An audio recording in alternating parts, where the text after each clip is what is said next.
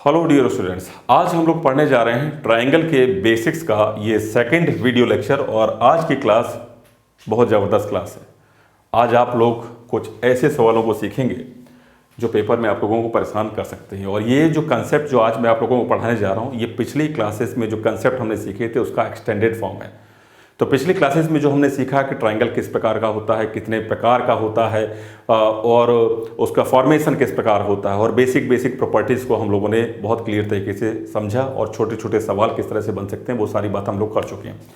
अब जब हम ट्रायंगल के फॉर्मेशन की बात करते हैं, त्रिभुज को बनाने की प्रक्रिया की बात करते हैं कि भुजाओं में क्या संबंध होना चाहिए, कितने कितने सेंटीमीटर की होनी चाहिए भुजाएं, ये सारी बात हम लोग पिछली क्लास में कर चुके हैं। तो फॉर्मेशन की जब हम बात करते हैं तो त्रिभुज के फॉर्मेशन से ही संबंधित, यानी त्रिभुज के निरूपण से ही संबंधित ये कुछ सवाल हैं जो आपको पेपर में आपको देखने को मिल सकते हैं। जैसा कि पहला सवाल लिखा है, if the all sides are integer and perimeter is 20 centimetre. यदि एक त्रिभुज की भुजाएं पूर्णांक मान में है और परिमाप 20 सेंटीमीटर है तो आप इस तरह से कितने कुल त्रिभुज बना सकते हो, कुल कितने विषमबाहु त्रिभुज बना सकते हो, कितने समद्विबाहु त्रिभुज बना सकते हो, कितने इक्विलेटरल ट्रायंगल बना सकते हो यानी समबाहु त्रिभुज बना सकते हो। सवाल की पहली लाइन ये होगी और इनमें से चारों में से कोई सा भी एक सवाल आपको साथ में इसकी चिपका के पूछ लिया जाएगा, इसका उत्तर बताओ। ठीक है, तो ऐसे सवालों को करने का मैं पूरा पहले डिटेल एक्सप्लेनेशन आपको दूंगा, पूरी विस्तृत तरीके से हम सारी बात को सीखेंगे, कंसेप्ट में क्लियरिटी लेके आएंगे। देन उसके बाद मैं आपको इसका एक जबरदस्त शॉर्टकट बताऊंगा कि ये सवाल को देखते ही आप विद इन सेकंड सॉल्व कर लोगे। ठीक है ना। तो चलिए, हमारा तो प्रोसेस वही है कि रूट से चीज़ों को समझाना। ठीक है ना। तो ज़रूरी है ज्योमेट्री को सीखना, अगर आप चाहते हो तो ये ज़रूरी है कि आप बेसिक्स को स्ट्रॉन्ग करो। ठीक है ना, तभी ज्योमेट्री पे आप कब्जा कर पाओगे। ठीक है ना। तो जो अभी हमने सवाल देखा उससे वो सवाल करने के लिए हमारे पास कुछ पॉइंट्स पहले बहुत क्लियर होने चाहिए। कि मान लीजिए कि आपको एक पेरीमीटर दे दिया गया, परिमाप दे दिया गया, जैसे पिछले क्वेश्चन का ले लूँ 20 सेंटीमीटर का परिमाप दे दिया गया। सवाल बेसिकली ये बोल रहा था कि अगर आपको 20 सेंटीमीटर की एक टोटल लेंथ दे दी जाए तो इस लेंथ को आपको 3 टुकड़ों में डिवाइड करना है। वो टुकड़े कुछ भी हो सकते हैं और तीनों टुकड़ों को मोड़ कर ट्राइंगल बनाना है। तो कितने आप समबाहु बना सकते हो, कितने विषमबाहु त्रिभुज बना सकते हो, कितने स्केलन, कितने आइसोसेलेस, कितने आप जो है इक्विलेटरल ट्रायंगल बना सकते हो, ये सवाल पूछा गया। कुल मिलाकर कितने त्रिभुज बना सकते हो। तो त्रिभुज बनाने के लिए तो 3 भुजाओं की आवश्यकता होती है। तो 3 भुजाएं जब बराबर होंगी तो समबाहु त्रिभुज बनेगा, जब अलग अलग होंगी तो विषमबाहु यानी स्केलन ट्रायंगल बनेगा। जब स्केलन ट्रायंगल बनेगा तो हम लोगों ने ये समझा कि जब त्रिभुज की 3 भुजाएं होती हैं तो बराबर भी हो सकती हैं या अलग अलग भी हो सकती हैं। जब अलग अलग की बात होती है तो एक भुजा सबसे बड़ी होगी, फिर छोटी होगी और फिर उससे भी छोटी होगी, यही होता है। तो बात आती है साहब लॉन्गेस्ट साइड की। त्रिभुज की जो लॉन्गेस्ट साइड है वो कितनी रहनी चाहिए, यानी सबसे बड़ी भुजा क्या होनी चाहिए। तो पहला सवाल पहला पॉइंट आपके सामने लिखा हुआ है, the longest side is less than half of its total perimeter. इसको आपको रटना नहीं है, इसको समझना है। तो कैसे समझेंगे, अगर आप पहले पेरीमीटर 20 सेंटीमीटर लेते हो, समझिए जरा। ठीक है, अगर आपको सबसे बड़ी साइड रखनी है, मान लीजिए परिमाप का मैंने आधा किया और सबसे बड़ी साइड रख दी 10, सही है। तो निश्चित तौर पर बाकी की 2 भुजाओं को मैं 5-5 ले सकता हूं। तो क्या मैं आपसे पूछूं कि क्या ये सबसे बड़ी भुजा को अगर मैंने पेरीमीटर का आधा किया जो कि 10 लिखा, ये लॉन्गेस्ट साइड को, तो क्या मैं त्रिभुज बना पाया? आप कहेंगे नहीं, ये तो डीजेनरेट ट्रायंगल बन जाएगा, ये रियल ट्रायंगल नहीं बना, क्योंकि दोनों जो शीर्ष हैं वो इस भुजा के ऊपर मिल जाएंगे। तो मैंने कहा इसको आपको 10 ही रखना है, तो आप क्या करोगे, आप इसको 6 करोगे, इसको 4 करोगे, तो क्या बन जाएगा? नहीं, इन दोनों का टोटल इसके बराबर होगा। तो आप कहोगे कैसे बनेगा, सीधी सी बात। तो मैंने कहा इस 10 सेंटीमीटर को थोड़ा सा अगर आप बढ़ाओ तब क्या होगा, यानी आधे से ज्यादा करो, तो आप कहोगे बिल्कुल नहीं बनेगा उस कंडीशन में, क्योंकि 10 से बढ़ाकर अगर आप इसको 11 कर दोगे तो 11 जब इसको कर दोगे, टोटल आपको पेरीमीटर 20 रखना है, तो आप बाकी को 9 रखोगे, बाकी दोनों साइड का जो टोटल जो है इसका 9 रखोगे, तो दोनों साइड का टोटल इससे कम रहेगा, तो त्रिभुज बनने की संभावना नहीं है। ठीक है, तो मैंने कहा त्रिभुज कब बनेगा, तो आपको ये समझना पड़ेगा, ये जो है जो सबसे बड़ी साइड है वो 10 से अगर आप छोटी करोगे, जब ये आप छोटी करोगे तो इन दोनों साइड का टोटल जो है इस 10 से ऊपर निकल जाएगा। तो ये कम हुआ और ये बढ़ गया, क्योंकि टोटल पेरीमीटर कांस्टेंट है या 20 ही रखना है। तो ये कम हुआ और ये टोटल बढ़ गया। जब इन दोनों का टोटल इससे बड़ा हो गया, त्रिभुज बन गया। बात समझ में आ गई। तो क्या निष्कर्ष निकला, पहली लाइन आपको समझ में आ गई कि त्रिभुज की जो सबसे बड़ी भुजा है, सबसे बड़ी भुजा, उसको परिमाप के आधे से आपको कम ही रखना पड़ेगा, तब आप त्रिभुज बना पाओगे। ये पॉइंट समझ में आ गया? ठीक है, क्या समझ में आया? जो लॉन्गेस्ट साइड है उस परिमाप के आधे से कम होनी चाहिए त्रिभुज बनने के लिए, ठीक है, जब परिमाप को डिवाइड करना है, ठीक है। और सबसे छोटी भुजा परिमाप के 1/3 से कम या बराबर होनी चाहिए। इसको भी थोड़ा समझ लेते हैं, ये इसी पॉइंट से बनता है बेसिकली। बराबर की पहले बात समझते हैं। मान लीजिए परिमाप आपको एक एग्जांपल के तौर पे मान लीजिए 18 सेंटीमीटर का परिमाप दिया गया है और इसको मैं 3 इक्वल पार्ट्स में डिवाइड करना है, तो मैंने कहा ये 6 6 6 मैं कर देता हूँ, ठीक है। अब मैं जानता हूँ कि सबसे बड़ी भुजा, अब ये मुझे अलग अलग करना है, इसको 6 करूंगा, इसको 6 करूंगा, इसको 6 कर दिया, फिर मैं इसको बढ़ाऊंगा तो इसको मुझे घटाना पड़ेगा, कुल मिला के 18 रखना है। कितने प्रकार के त्रिभुज बन सकते हैं? तो आपको ये पता है कि सबसे, अगर मैं इक्वली डिस्ट्रीब्यूट करता हूं तो 6 6 से सबके सेम आएगा, और सबसे बड़ी भुजा मुझे मालूम है इसका आधा करने पर जो लॉन्गेस्ट साइड है वो मुझे 9 से कम ही रखनी पड़ेगी। यानी मैं सबसे बड़ी भुजा, इस अगर ये बराबर बराबर है तो 6 6 6 हुआ। अगर मैं किसी भी साइड को बढ़ाता हूँ, लाइक साइड करता हूँ, 8 कर सकता हूँ, 9 तो मैं कर ही नहीं सकता इसका, तो मैं सबसे बड़ी भुजा को इस कंडीशन में 6 7 और 8 ले सकता हूँ। अब मेरी बात को सुनिएगा, अगर ये सभी 1/3 1/3 1/3 डिस्ट्रीब्यूट थे पहले, तो अगर आप एक भुजा को थोड़ा सा इस पे गौर मत करें तो आपको पता है कि ऊपर वाली दोनों भुजाएं जो हैं टोटल उनका 2/3 रहेगा। अब आप इस साइड को थोड़ा सा बढ़ाओगे तो निश्चित तौर पर ऊपर के टोटल में से थोड़ा सा खिसक के नीचे आ जाएगा, 2/3 में से कुछ कम हो जाएगा। जब 2/3 में से कम रह गया तो निश्चित तौर पर उनमें से एक भुजा छोटी हो जाएगी। अगर मैं उन दोनों भुजाओं की बात करूं तो एक भुजा छोटी होगी, एक भुजा बड़ी होगी। वो टोटल पेरीमीटर के 2/3 से कम रह चुका है, तो निश्चित तौर पर जो बड़ी होगी उनमें वो ज्यादा हिस्सा खींच लेगी, तो छोटी भुजा ऑटोमेटिकली 1/3 से कम रह जाएगी। मेरी बात बहुत अच्छी तरह समझ में आ गई होगी आपके। तो आपको क्या समझना है कि परिमाप, छोटी भुजा कुल परिमाप के 1/3 से कम या बराबर बराबर समबाहु त्रिभुज के केस में होगी, और बड़ी भुजा परिमाप से आपको परिमाप के आधी से कम ही रखनी पड़ेगी। सही है? ये दोनों पॉइंट समझ में आ गए अच्छी तरह से। आइए इस सवाल को करते हैं। देखो जरा, त्रिभुज की भुजाएं पूर्णांक मान में, पूर्णांक मान से मतलब समझ रहे हो कि भुजाओं को आपको इस तरह से तोड़ना है कि अगर 5 हो या 5.5 हो या 6 हो, 5.5 नहीं चाहिए, ठीक है, पूर्णांक मान में चाहिए, इंटीजर। परिमाप 20 सेंटीमीटर है।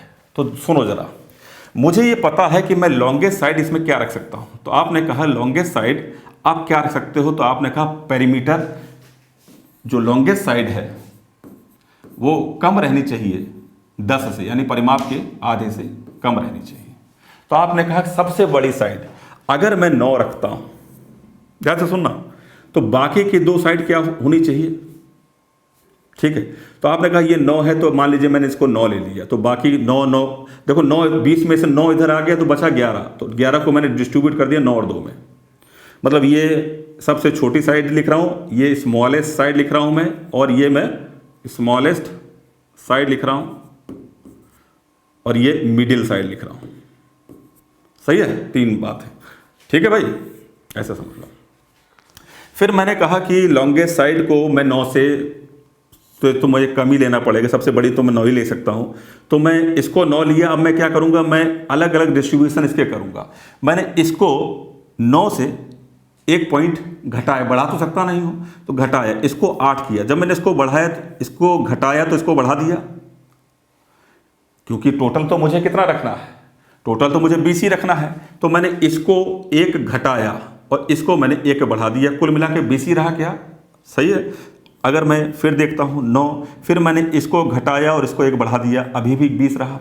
फिर मैं देखता हूँ 9, तो मैंने इसको 1 घटाया और इसको 1 बढ़ा दिया, कोई दिक्कत नहीं आ रही है अभी तक, सब ट्रायंगल बनते चले जा रहे हैं। फिर मैंने कहा 9, मैंने इसको 1 बढ़ाया, 1 घटाया और इसको 1 बढ़ा दिया, तो ये मैंने देखा कि यहाँ पर 9 6 5 सेंटीमीटर से भी त्रिभुज बन रहा था, लेकिन यहाँ पर एक ही तो बात हो गई, 9 5 6 ले लूँ या 9 6 5 ले लूँ, तो यहाँ से मैंने इस लाइन को काट दिया। फिर मैं दोबारा की बात करता हूँ, मैंने कहा मैं साइड को 9 सेंटीमीटर से कम भी रख सकता हूँ, 9 तो मैक्सिमम लिमिट है। तो मैंने कहा, अब दोबारा बात करते हैं, 8 से स्टार्ट करते हैं। तो मैंने कहा लार्जर साइड मैंने 8 ले ली। जब मैंने लार्जर साइड 8 ले ली, ठीक है, तो मिडिल साइड को मुझे जो है 8 से कम रखना पड़ेगा, या 8 ही ले लेता हूँ। 8 8 16 और 4 बन गया ये बात। अब मैं क्या करूँगा, एक साइड को घटाऊँगा और एक साइड को बढ़ा दूंगा, क्योंकि टोटल मुझे बाकी, या पहली लॉन्गेस्ट साइड अगर मैंने जो 12 रख ली तो बाकी का टोटल मुझे 12 ही रखना है। फिर मैंने कहा इसको मैंने घटाया, इसको बढ़ाया, फिर मैंने कहा इसको घटाया और इसको बढ़ा दिया, इसको घटाऊंगा, इसको बढ़ाऊंगा, फिर मैंने कहा कि भाई इसको घटाया, इसको बढ़ा दिया, तो ये तो यही बन गया ऊपर 7 8 7 5 या 8 5 7 सेंटीमीटर। बात है कि यहाँ पर गाड़ी इसके रोक दो। फिर और कुछ हो सकता है क्या, तो आपने देखा सबसे बड़ी साइड मैं लिखता हूं आपकी बार 7, ठीक है 7। सॉरी, बात को सुनिए पहले ध्यान से, देखिए कैसे आगे कंसेप्ट बन रहा है, ठीक है ना। तो यहाँ 7 लिया, फिर मैंने कहा कि अब मैं सबसे बड़ी भुजा को अगर 7 ले लेता हूं तो बाकी 2 भुजाएं क्या होनी चाहिए। तो आपने कहा ये 7 हो गया, तो बाकी का 20 में से घटा दीजिए, बाकी का टोटल भी क्या होना चाहिए 20 होना चाहिए, यानी बाकी का टोटल क्या मेरे पास बचना चाहिए 13। तो मैंने कहा ये 7 है, अगर मैं इसको 7 ले लूँ 7 7 14, 14 और 6 क्या हो गया, बन गई बात, यहां पे पूरा 20 हो गया। अब मैं कहूंगा एक को मैं घटाऊंगा, इसको मैं कम करता हूं, श्रिंक करता हूं, तो ये साइड बढ़नी चाहिए, टोटल 20 ही चाहिए मुझे। तो फिर वापस से आप देखो यही चीज बन, ये होने का सवाल ही नहीं, हटाइए इसको। अब कुल मिलाकर कितने ट्राइंगल आपको दिख रहे हैं, तो आप कहेंगे 1 2 3 4 5 6 7 8। आपने कहा जो टोटल ट्राइंगल हैं, जो टोटल ट्राइंगल यहाँ पर बन रहे हैं वो बन रहे हैं मेरे पास 8। इस बात को पहले आप नोट कर लें, फिर मैं यहाँ से कुछ चीज़ें आपको सामने दिखाऊंगा, ठीक है। या मैं इसको यही समझाता हूँ पहले, फिर इसका शॉर्ट ट्रिक पे बात करेंगे, वो क्या है तो ध्यान से सुनिए। सबसे पहला आपसे सवाल पूछा गया था कितने ट्राइंगल फॉर्म हो रहे हैं, तो पहले सवाल का जवाब आपके सामने क्या आएगा, तो आप कहेंगे साहब ये है 8, ठीक है। आप कहेंगे कितने स्केलन ट्राइंगल बन रहे हैं, स्केलन ट्राइंगल आप जानते हैं कि कितने विषम बाहु त्रिभुज बन रहे हैं, सभी भुजाएं अलग अलग होनी चाहिए। तो पहला आपने देखा ये एक समबाहु त्रिभुज है, पहले ये एक विषम बाहु त्रिभुज है, स्केलन ट्राइंगल है, ध्यान से समझिए, ये एक स्केलन ट्राइंगल है, इसको हटाइए स्केलन ट्राइंगल, ये एक स्केलन ट्राइंगल यानी विषम बाहु त्रिभुज है, ये एक स्केलन ट्राइंगल है जो एक विषम बाहु त्रिभुज है, ये कोई नहीं है। तो कुल मिलाकर कितने स्केलन ट्राइंगल हैं, तो आपने कहा जो स्केलन ट्राइंगल है ना साहब वो है 4 इसमें, यानी विषम बाहु त्रिभुज 4 है। अब बात आती है कितने आइसोसेलेस ट्राइंगल हैं, ठीक है। तो पहले डिटेल में देखिए, पहले क्या कहाँ आइसोसेलेस ट्राइंगल दिख रहे हैं, तो आपको जो समझाया गया आइसोसेलेस ट्राइंगल क्या होता है भाई, 2 भुजाएं बराबर हो। तो ऐसा कौन सा आपको दिख रहा है पेयर जहां पे 2 भुजाएं आपको बराबर दिख रही हैं, तो आपने कहा ये रहे साहब आइसोसेलेस ट्राइंगल। एक आइसोसेलेस ट्राइंगल समद्विबाहु त्रिभुज ये है, दूसरा आइसोसेलेस ट्राइंगल ये है, और तीसरा आइसोसेलेस ट्राइंगल ये है, और चौथा आइसोसेलेस ट्राइंगल 2 भुजाएं 6 6 की हैं, आइसोसेलेस ट्राइंगल ये है। आपने कहा कि आइसोसेलेस ट्राइंगल कितने हैं, तो इसका जवाब आपने दिया कि आइसोसेलेस ट्राइंगल भी 4 हैं, ठीक है। आपने कहा इक्विलेटरल ट्राइंगल, जो अगला सवाल था, समबाहु त्रिभुज कितने हैं, तो तीनों भुजाएं आपको कहीं पे भी इसमें बराबर नहीं दिख रही हैं, क्योंकि 20 सेंटीमीटर के अगर मैं 3 बराबर हिस्से करूं तो तीनों हिस्से पूर्णांक मान में आ जाएंगे और कहीं पे भी वो बात नहीं बनेगी, ठीक है ना। 8 पॉइंट समथिंग 8.33 बन जाएगा तिहाई हिस्सा, तो वो पूर्णांक मान कहाँ है, तो कोई भी इक्विलेटरल ट्राइंगल नहीं है। इसका जवाब क्या है 0। पॉइंट समझ में आया। अब इस पूरी बात को आप एक बार के लिए इसका स्क्रीनशॉट ले लीजिए, पूरी बात जो मैंने आपको समझाई, फिर मैं आपको इसका शॉर्टकट बताने जा रहा हूं, और वो शॉर्टकट क्या है उस पर जरा गौर कीजिए। पहले पेपर में कभी भी इस प्रकार का सवाल आए, अब देखो सवाल तो पेपर में आएगा, आप यकीन कीजिए ये सवाल पेपर में आया हुआ है और सीटेट के पेपर में आया हुआ है, एसएससी सीजीएल की आप बात छोड़ दो, ठीक है, लेकिन पहले आप इस पर गौर कर लो, फिर मैं ले चलता हूं क्या क्या सवाल आपसे रिसेंट एग्जामिनेशन में इस पे सवाल पूछे गए हैं, उस पर भी मैं बात करूंगा। तो कुछ ट्रिकी फार्मूलेज हैं, ठीक है। व्हेन नंबर ऑफ ट्राइंगल, आपको number of triangle find out करना है। यहां पर जो पी है ना, जो पी है वो पेरीमीटर है, पी जो है वो परिमाप है यानी पेरीमीटर है, जो पी लिखा हुआ है यहां पर, ठीक है ना। अब जब पी इवन होती है और टोटल नंबर ऑफ ट्राइंगल चाहिए तो एक फार्मूला है p²/48, याद रखिएगा p²/48। जल्दी करना है तो याद रखना पड़ेगा, कैसे बनता है इस पर मैं समझाऊंगा। ये कैसे बनता है, अगर मैं इसके पूरे एक्सप्लेनेशन पे आके गया तो ये एक्युलेरियन सीरीज होती है, जो कि अगर मैं उस पर गौर करने लग जाऊं, बताने लग जाऊं, तो पूरा का पूरा लेक्चर उसी पर चला जाएगा, और वो उसका प्रूफ जो है वो आपके किसी भी जो आपके जो सिलेबस है उसको कहीं टच नहीं करेगा, वो आपको आउट ऑफ द सिलेबस पूरा प्रूफ, मतलब उसमें जो भी बात मैं करूंगा वो आउट ऑफ द सिलेबस की बात होगी, इसलिए उस प्रूफ पे अभी मैं चर्चा नहीं करूंगा, क्योंकि मैं उसी प्रूफ पे चर्चा करूंगा जिसमें हम लोग हमारे सिलेबस से संबंधित बात होती है।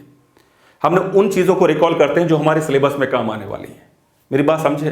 तो इसको आप याद ही आप रखिए, ठीक है ना। Number of triangle when p is even, p अगर सम है तो ये है p स्क्वायर बाई 48। यदि परिमाप जो है अगर विषम है तो p प्लस 3 का स्क्वायर बाई 48। ये हो गया टोटल ट्राइंगल के लिए। ये फार्मूला किसके लिए है? टोटल ट्राइंगल के लिए। अब ये है स्पेशल स्केलन ट्राइंगल के लिए। क्या लिखा गया? Number of scalene triangle, scalene लिखा गया, ठीक है ना, यानी विषम बाहु त्रिभुज के लिए। ये किसके लिए है? विषम बाहु त्रिभुज के लिए। केवल और केवल विषम बाहु त्रिभुज आप कैलकुलेट करने के लिए ये फार्मूला। आप कहेंगे समबाहु और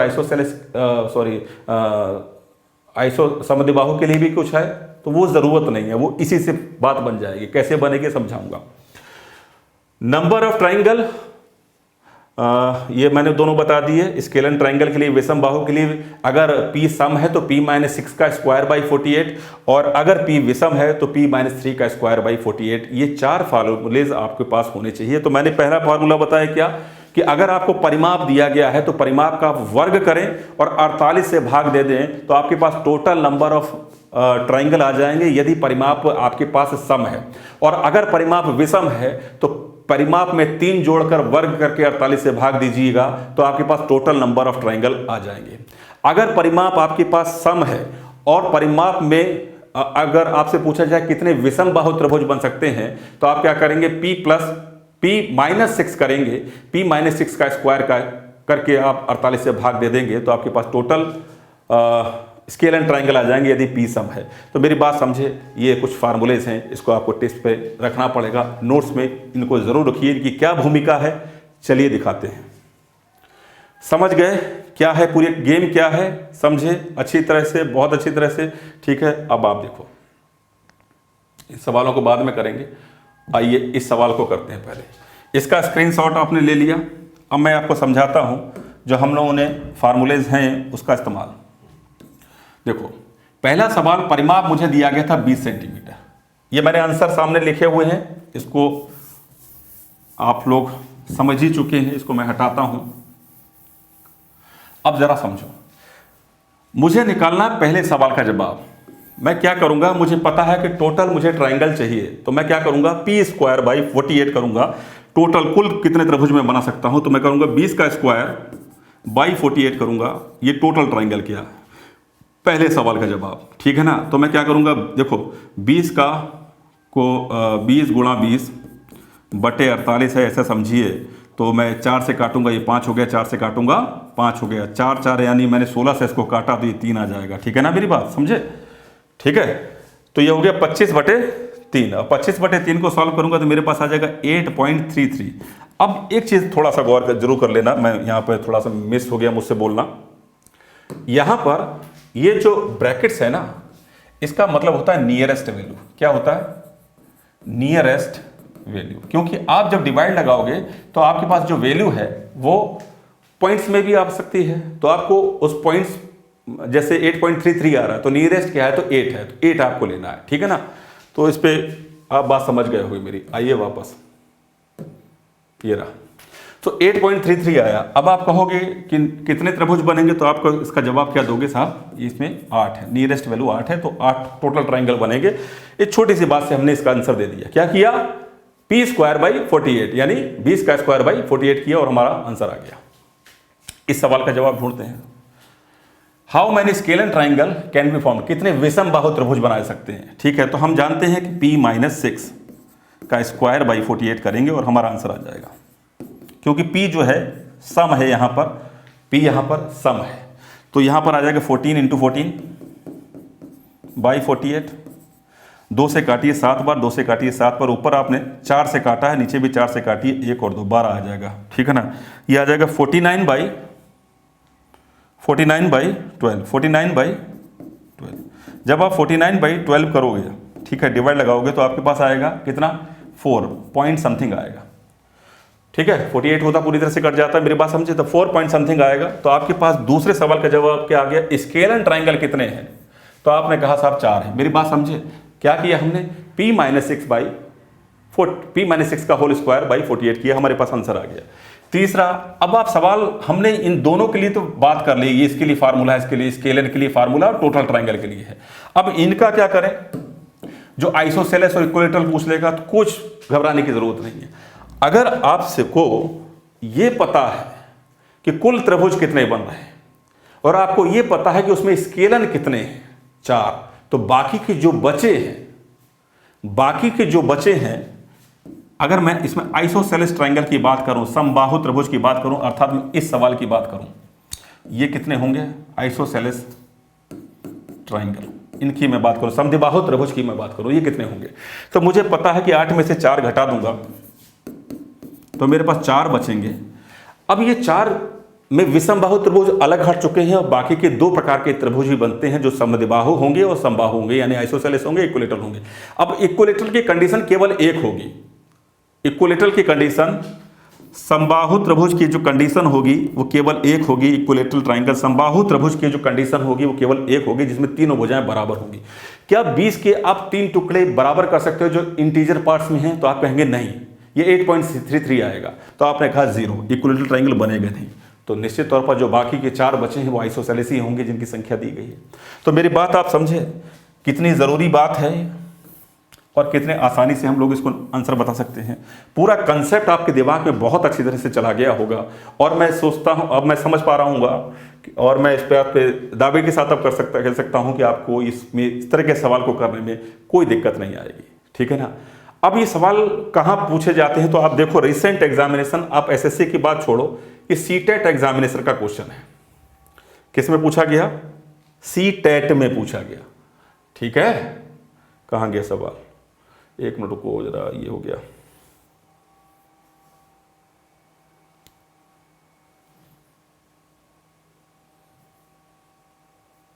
चलो ये सवाल है, उत्तर बताना जरा क्या होगा।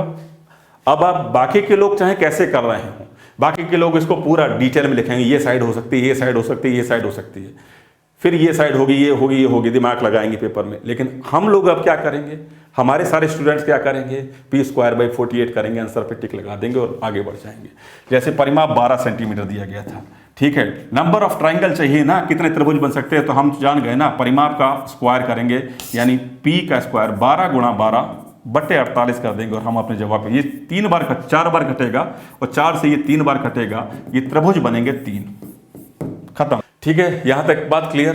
तो बात यह है कि अभी भी कुछ बच्चों को लग रहा होगा कि सर ये जो चीज़ है इसको आप डिटेल में अभी फिर बताओ, मतलब कि ये फार्मूला जो है, ये ट्रिकी अप्रोच जो है बहुत जल्दी हजम नहीं होगी, ठीक है।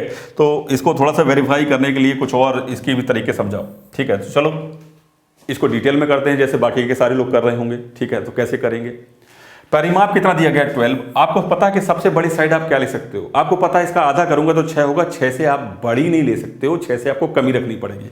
तो सबसे बड़ी साइड मान लीजिए आपने ली है 5, ठीक है। सोचिए जरा, आप इस चीज को सोचना पड़ेगा यहाँ पर कि सबसे बड़ी भुजा 5 है, अगर आप अगली भुजा को भी 5 ले सकते हो और अगली भुजा को आपको 2 लेना पड़ेगा, त्रिभुज बन जाएगा, सही है। अच्छा, अगर मैं एक साइड को अब कम करूंगा, इसको कम करूंगा, 4 करूंगा तो इसको मुझे बढ़ाना पड़ेगा, बन गया त्रिभुज। अगर मैं इस साइड को कम करूंगा तो इसको मुझे बढ़ाना पड़ेगा, ये बात खत्म हो गई क्योंकि ये और ये एक ही चीज है, ठीक है, ठीक है ना। अब लेते हैं 5 की सबसे बड़ी भुजा की बात, अब खत्म कर दो, अब इससे कम नहीं चलेगा। अब मुझे इससे छोटी भुजा लेनी पड़ेगी 4 से चलाते हैं। अब मैंने इसको 4 लिया, इसको 4 लिया तो अगली भी 4 हो जाएगी, ठीक है। तो अगर मैं कहूँ कि इससे कम ले सकता हूँ तो क्या, और तो मैंने इसको थोड़ा सा, इसको ये कम किया, इसको मैंने बढ़ा दिया। अब आप देखो 3 4 5 आप पहले भी ले चुके हो, यहाँ पर इसको हटा दीजिए तो यहाँ पे कहानी इसकी खत्म हो जाएगी। सबसे बड़ी भुजा को आप 3 नहीं ले पाओगे, सबसे बड़ी भुजा को आप 3 नहीं ले पाओगे, ठीक है ना, मेरी बात समझे। तिहाई से छोटी थोड़ी ना हो जाएगी सबसे बड़ी भुजा यार, ठीक है ना मेरी बात। तो यहाँ पर बात खत्म कर दो। ये नंबर ऑफ ट्रायंगल कितने बन गए, 1 2 और 3, ये हो गया पूरा इसका डिटेल। इसके बारे में हमने सोचा कि कौन कौन सी साइड कहाँ पे रखनी चाहिए, लेकिन हमने इस पर नहीं सोचा, इस पर हम तुरंत इसको सोचेंगे 48 12 का स्क्वायर बाई 48 और टिक लगा देंगे। अब आपसे ये पूछिए कि कितने समबाहु त्रिभुज, समबाहु त्रिभुज की बनने की कंडीशन होगी तो केवल एक इक्वली डिस्ट्रीब्यूट हो रहा 3 पार्ट्स में, इंटीजर पार्ट्स में तो है, नहीं तो नहीं। जैसे 4 4 4 में डिस्ट्रीब्यूट हो जाए। एक समबाहु त्रिभुज है, ठीक है, एक समद्विबाहु त्रिभुज है इसमें, यानी आइसोसेलेस ट्रायंगल, और एक विषमबाहु त्रिभुज है। 3 प्रकार के त्रिभुज है। अब ये पर्टिकुलरली समकोण भी है, 3 4 5 का ट्रिपलेट है यहाँ पर, ठीक है ना, मेरी बात समझे, सही है। तो ये सीटेट एग्जामिनेशन का क्वेश्चन था, ठीक है। इससे पहले ये सवाल जो आते थे, जो मैंने पहला एग्जाम्पल आपको दिया, वो कैट में आया हुआ था, कॉन्सेप्ट था, ठीक है ना। इसकी मैंने पूरी डिटेल जानकारी आपको दी। ये वाला सवाल ये कैट में आया हुआ था, और इसमें केवल ये सवाल पूछा गया था, पहला नंबर सवाल कैट 2002-3 का सवाल है, ठीक है ना। तो आप ये तो समझ गए होंगे कि मैंने सीटेट का एग्जाम्पल आपको दे दिया तो ये सवाल पूछा नहीं जाएगा, तो ऐसा तो नहीं है, तो सभी एग्जामिनेशन में पूछा जाएगा। तो केवल उतनी बात को अगर आप जानना चाहते हो कि त्रिभुज का निर्धारण 3 भुजाएं देकर त्रिभुज किस प्रकार का होगा, उतनी जानकारी से अब बात नहीं बनेगी, चीज़ों को अपडेट करने की ज़रूरत है, ठीक है ना। तो समझिए सारी बात को, जो चीज़ बताई जा रही है अभी, और इसका एक्सटेंडेड फॉर्म हम देखेंगे, और वहाँ तक देखेंगे जहाँ तक सवाल पेपर में आता है। इस सवाल को उत्तर बता दीजिए पहले, फिर मैं आगे बढ़ूंगा। एक त्रिभुज की भुजाएं पूर्णांक मान में है, परिमाप 18 सेंटीमीटर, कितने विषम बाहु त्रिभुज बनेंगे, कितने विषम बाहु त्रिभुज बनेंगे। आप जानते हो कि मुझे क्या करना चाहिए, 18, क्योंकि परिमाप जो है वो इवन है, परिमाप जो है इवन है, और मुझे विषम बाहु त्रिभुज निकालने हैं। तो परिमाप का मैंने 6 से 6 घटाया, उसका वर्ग किया, और उसे 48 से भाग दे दिया, ठीक है ना। कितना आ जाएगा, 14 गुणा 14 बटे 48। काटिए इसको, ठीक है, 2 से काटिए, 7 आ जाएगा, 2 से काटें पर 24, या इसको भी 2 से काट दो, 4 से काटा गया है नीचे, ऐसा समझो। 4 से काटने पर कितना आ जाएगा, 12, तो कितना आ जाएगा 49/12, डिवाइड लगाओ इसको, कितनी बार जाएगा, 4 दशमलव समथिंग चला जाएगा, ठीक है, 4 पॉइंट समथिंग हो जाएगा। तो 18 सेंटीमीटर परिमाप है, तो ट्रायंगल यहाँ पर कितने बनेंगे, 4, और 4 विषम बाहु त्रिभुज बन जाएगा, ठीक है ना। बात खत्म करो यहाँ पर, ठीक है, 4 विषम बाहु त्रिभुज यहाँ पर बन जाएंगे, 4 पॉइंट समथिंग आ जाएगा इसका जवाब, ठीक है। ये अप्रोक्सीमेट है। आगे बढ़ो, ये हमने बात करी ली है, ये हो गया, ये हो गया, आ गया। अब जो मैंने अभी आपको समझाया, उसके आधार पर मैं ये चाहता हूँ कि आप इस सवाल को ज़रूर करें। इसमें पेरीमीटर 15 सेंटीमीटर दिया गया है, परिमाप 15 सेंटीमीटर देकर आपसे ये सारी चीज़ें पूछा गया है। मैं चाहता हूँ कि आप इसका उत्तर बताएं, ठीक है, और ज़रूर लिखें, वीडियो को पॉज करें, और मेरे साथ साथ इस क्लास को कंप्लीट अगर आप कर रहे हैं तो आप इस सवाल का जवाब बताएं पहले, फिर आगे के लेक्चर को सुनें। आगे और भी चीज़ें मैं समझाऊंगा, बहुत ज़बरदस्त चीज़ों पे बात करने जा रहा हूँ अभी मैं। तो आप समझें मैं क्या चाहता हूँ आपसे, कि मैंने जो आपको सिखाया वो आपको समझ में आया, अच्छी तरह से आया, तो इसको अप्लाई करो, बस इतनी सी बात। अब मैं इसका सॉल्यूशन भी फटाक से यहाँ पर लिख देता हूँ, और मैं आगे बढ़ूँगा। एक त्रिभुज की भुजाएं, मतलब आपको पॉज करके सॉल्व करना है, मैं तो करा ही रहा हूँ, ठीक है ना। परिमाप त्रिभुज की भुजाएं पूर्णांक मान में है, परिमाप 15 सेंटीमीटर है, तब how many triangle can be form, कितने त्रिभुज बनाए सकते हैं। परिमाप अब की बार किस में है, 15 सेंटीमीटर, किस में है, 15 जो है वो क्या है, विषम संख्या है। और याद रखिएगा, विषम की संख्या के लिए p नहीं होता है, p+3 होता है, ठीक है ना, याद है, p+3, ठीक है, सही है ना। विषम के लिए p+3 है, और ये p-3 स्केलन के लिए, ठीक है, p+3 विषम के लिए, याद रखिएगा p+3, और पर्टिकुलर स्केलर निकाला जाए p-3। आ जाओ वापस, ये रहा। क्या करोगे, नंबर ऑफ ट्रायंगल चाहिए, पहले सवाल का जवाब 15 का स्क्वायर, 15 गुणा 15 बटे 48 कर दूंगा, ठीक है। नंबर ऑफ टोटल ट्रायंगल मेरे पास, सॉरी मुझे p+3 करना था, विषम था, ये एक ऑड नंबर है ना, 15 विषम संख्या, इस वजह से p+3 यानी 15 + 3 का स्क्वायर बाई 48 मुझे करना है। और मैं देखूं कहाँ पहुंच गया, 18 गुणा 18 बटे 48, इसको काटिए, 6 से काटिए 3 बार, 6 से काटिए 3 बार, 6 गुणा 6, हो 6 से 2 बार नहीं कटेगा, खैर इसको 6 से काटिए, तो ये 48 की जगह पर क्या आ जाएगा आपके पास 8, और ये हो गया 3, और ये 18 था, ठीक है। अब इसको 2 से काटिए, 9 बार कटेगा, और 2 से काटिए 4 बार कटेगा, ये हो गया 27/4। और जब मैं डिवाइड लगाऊंगा तो मेरे पास आ जाएगा, ये कितना आ जाएगा, सॉरी 6.24 हो जाएगा ना, 6 पॉइंट समथिंग आ जाएगा। और ये 6 पॉइंट मतलब 7 के करीब, 7 के करीब होगा ये नंबर, ठीक है। तो ये क्या क्या बन जाएगा, अप्रॉक्सीमेट 7 हो जाएगा, यानी 6 पॉइंट नियरेस्ट 7 हो जाएगा। तो 7 ट्राइंगल बनेंगे यहाँ पर। तो ये मेरा जवाब हो गया, पहले सवाल का जवाब, ठीक है। दूसरा सवाल जब आप इसको करोगे, कितने स्केलन ट्राइंगल हैं, तो स्केलन ट्राइंगल के लिए क्या था, P-3, यहाँ पर P+3 था, P-3 था। तो P-3 करूँगा जब मैं, तो 15, 18 माइनस क्या करूँगा, सॉरी 15-3 करूँगा। 15-3 करने पर 12 आएगा, 12 का वर्ग करूँगा, बटे 48 करूँगा। जब मैं इसको काटूंगा, मेरी बात समझ रहे हो, P-3/48 करूँगा, तो इसको जब मैं काटूंगा कितनी बार कटेगा, 4 बार, और ये कटेगा से 3 बार। मेरे पास जवाब क्या आ गया, 3। तो 3 स्केलन बन गए। 3 आपके पास, 7 क्या हो गए, टोटल ट्राइंगल बन गए, और 3 यहाँ पर, ये टोटल ट्राइंगल हैं और ये आपके पास स्केलन ट्राइंगल हैं। मुझे बताओ कि आइसोसेलेस ट्राइंगल कितने रहेंगे। आप कहेंगे इसमें एक ही कंडीशन बनती है, अगर मैं इसको घटा, सॉरी मेरे पास 4 आइसोसेलेस ट्राइंगल रहेंगे, 1 मिनट, 4 आइसोसेलेस ट्राइंगल रहेंगे, यानी समद्विबाहु त्रिभुज मेरे पास 4 रहेंगे, ठीक है ना भाई। टोटल कितने थे, 7। स्केलन कितने हो गए, ये क्या हो गए, स्केलन यानी विषम बाहु त्रिभुज।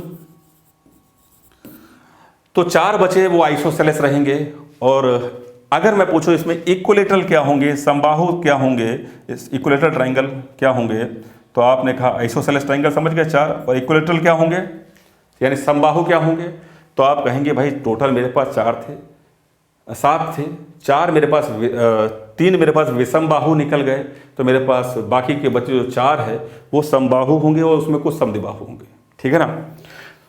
तो आप इसको देखो, क्या 15 को आप 3 बराबर पार्ट्स में डिवाइड कर सकते हो, आप कर सकते हो, कह सकते हो हाँ 5-5-5 में डिवाइड हो जाएगा। तो ये बात कंफर्म हो गई, एक इक्विलेटरल होगा। तो बाकी का बचा कुचा कितना हो गया, 3, वो आइसोसेलेस होंगे। सही है, क्लियर बात। 7 टोटल थे, 3 स्केलन हो गए, 4 बचे, उसमें से एक पर्टिकुलर समबाहु हो गया और एक बच गया समद्विबाहु हो गया। अच्छा, एक मैं छोटा सा सवाल बात करूंगा जरूर यहां पर, क्योंकि ये छोटा सा कंसेप्ट बहुत क्लियर होना चाहिए। अगर आपसे ये समबाहु त्रिभुज पूछे ना, देखो ये चारों सवाल के जवाब हो गए। पहले सवाल का जवाब क्या था, ये पहला सवाल, ठीक है ना, ये पहले सवाल का जवाब है। दूसरे सवाल का जवाब क्या था, स्केलन ट्राइंगल का ये 3, और तीसरे सवाल का विषम बाहु त्रिभुज का क्या, सॉरी समद्विबाहु त्रिभुज का क्या था, तीसरे सवाल का जवाब ये, और चौथा इक्विलेटरल यानी समबाहु त्रिभुज का ये जवाब। चारों जवाब हैं आपके पास, ठीक है ना, कोई दिक्कत नहीं। अच्छा, मैं ये कहना चाहता हूं कि एक छोटी सी बात जरूर मैं करूंगा, नहीं तो आप लोग कंसेप्ट में गड़बड़ कर देंगे, कि मान लीजिए आपसे ये ना पूछा जाए, इक्विलेटरल की बात ना की जाए, ये सारे सवाल यहां से गायब कर दिए जाए, आपसे केवल ये पूछा जाए कि आइसोसेलेस ट्राइंगल कितने हैं, केवल समद्विबाहु पूछा जाए। तो देखो जरा, समद्विबाहु आपको ये बोलता है कि 2 भुजाएं बराबर होनी चाहिए, और समबाहु आपसे ये बोलता है 3 भुजाएं बराबर होनी चाहिए। लेकिन इस समबाहु के अंदर भी तो 2 भुजाएं बराबर हैं, ठीक है। तो अगर आपसे केवल और केवल समद्विबाहु का क्वेश्चन पूछा जाए, तो आपको ये नहीं देखना उसमें से एक इक्विलेटरल बन रहा है कि नहीं बन रहा, आपको टोटल के टोटल 3 और 1 4 पे टिक लगाना है। याद रखिएगा इस पॉइंट को, ठीक है ना। उसमें जैसे इसमें दिख रहा है कि समद्विबाहु कुल मिलाकर 4 बन रहे हैं, ठीक है, जिसमें एक पर्टिकुलरली इक्विलेटरल है। लेकिन आपसे समद्विबाहु पूछा जाए तो आपको टोटल 4 पर टिक लगाना है, इक्विलेटरल पूछा जाए तो 1 है, ठीक है। अब आपसे ये नहीं पूछेगा वैसे कि इक्विलेटरल क्या है, ठीक है, कितने बनेंगे, तो आपको पता ही है 3 बराबर हिस्से में डिवाइड होगा कि नहीं होगा, ठीक है। लेकिन सारे कंसेप्ट को समझाने के लिए ये क्वेश्चन लिखना जरूरी होता है, ठीक है। बहुत अच्छी तरह से समझ में आ गया होगा। मैं आगे बढ़ना चाहूंगा, अब तक इसमें कोई किसी बच्चे को दिक्कत नहीं है। और एक आगे के सवाल पे अगर मैं बात करूं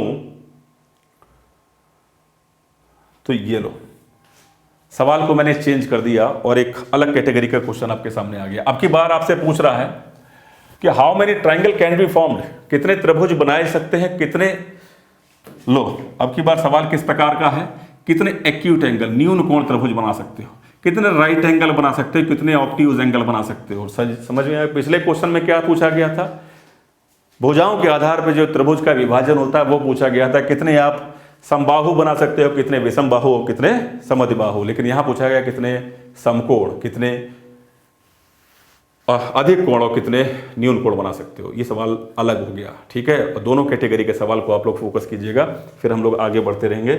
और जो भी एग्जामिनेशन की डिमांड है, जहां तक हमको आगे बढ़ना, हम इस एग्जामिनेशन यहां तक पूछेगा तो हम यहां तक पढ़ेंगे, ठीक है। एग्जामिनेशन की औकात नहीं है जो हमारे सिलेबस से बाहर की बात करे, ठीक है। चलो आगे देखो, ठीक है।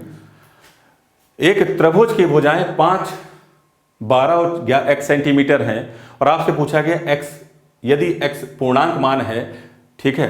तो देखो इस तरह का एक छोटा सवाल मैंने पिछले क्लास में आपको कराया था। उसमें यह बोला गया था कि त्रिभुज की भुजाएं अगर क्या क्या साइड थी उसमें 6, 10 और x सेंटीमीटर हैं तो x का क्या मान संभव है। तो मैंने आपको पूरा डिटेल बताया था कि भाई कैसे फॉर्मेशन होगा, पिछले क्लास का लास्ट सवाल है। फिर मैंने आपको इसका सही तरीका जो पेपर में आंसर को देखकर टिक लगाना था वो ये था कि भाई इन दोनों का अंतर देखो 4 है ना, और इन दोनों का जोड़ देखो कितना आ गया 16। तो x का मान है 4 और 16 के बीच में ही लाई करेगा। इस बात को हमने समझा था, ठीक है ना। बस इतनी सी बात, इसको हमने अच्छी तरह से समझा था, पिछली क्लास की बात है ये, ठीक है। तभी ट्राइंगल बन पाएगा, यानी x का मान 16 से कम होना चाहिए और 4 से अधिक होना चाहिए, ठीक है।